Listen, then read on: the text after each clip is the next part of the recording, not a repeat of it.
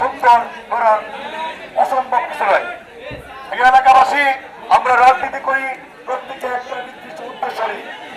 আমাদের জাতীয় নির্বাচন হয়ে গিয়েছে, সামনে রয়েছে উপজেলা নির্বাচন, পৌর নির্বাচন। আপনারা সবাই আমার জন্য দোয়া করবেন। আমার জন্য আপনারা অনেক পরিশ্রম করেছেন। আমি আপনাদের কাছে দোয়া চাই, সামনে উপজেলা নির্বাচন, ইনশাল্লাহ আমি যদি সুস্থ থাকি অবশ্যই আমি উপজেলা নির্বাচন করব। আবারও এই আসনটা উপজেলার চেয়ারম্যানের পদটা আমরা জনাব তারেক রহমানকে উপহার দেব। প্রিয় নেতৃবৃন্দ এবং এলাকার ভাইয়েরা, আপনারা কোনো ধরনের হৃদয় বুঝবেন না। আমরা অনেকদিন পর এই স্বাধীন আকাশের নিচে, মুক্ত আকাশের নিচে মন পেরে কথা বলতে পারতেছি, একত্রে একজন আরেকজনের সাথে দেখা করতে পারতেছি, ইফতার করতে পারতেছি। এর যে সৌভাগ্য আর কি হতে পারে? কেউ রাজনীতি করে কামানোর জন্য, কেউ রাজনীতি করে দেওয়ার জন্য।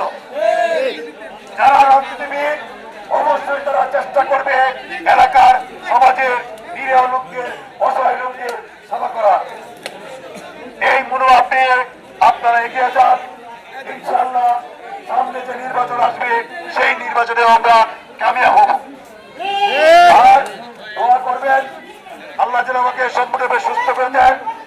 ঈদের পরে ইনশাআল্লাহ আবার আপনাদেরকে নিয়ে আবার আমরা সমাজের প্রতিটা স্তরে উন্নয়ন করার জন্য আমাদের জনপ্রতিনিধিকে সঙ্গে নিয়ে আপনাদেরকে সাথে নিয়ে এই দেশকে সুন্দরভাবে গড়ে তোলার চেষ্টা করব। পাশাপাশি সকলেই একতাবদ্ধ থাকবেন। ভয়ে পাওয়ার কিছু নয়। বিএনপি ক্ষমতায় এসেছে, তারেক রহমান একজন উনির পুত্র, শহীদ রাষ্ট্রপতি জিয়া রহমানের ছেলে, বেগম খালেদা জিয়ার ছেলে। উনি কোনো অন্যায় করবেন না এবং কোনো অন্যায়কারীকে দোষ করে দিবেন না। আগে আমাদের কথা বলার জায়গা ছিল না, এখন কথা বলার জায়গা আছে। যদি কোনো অন্যায়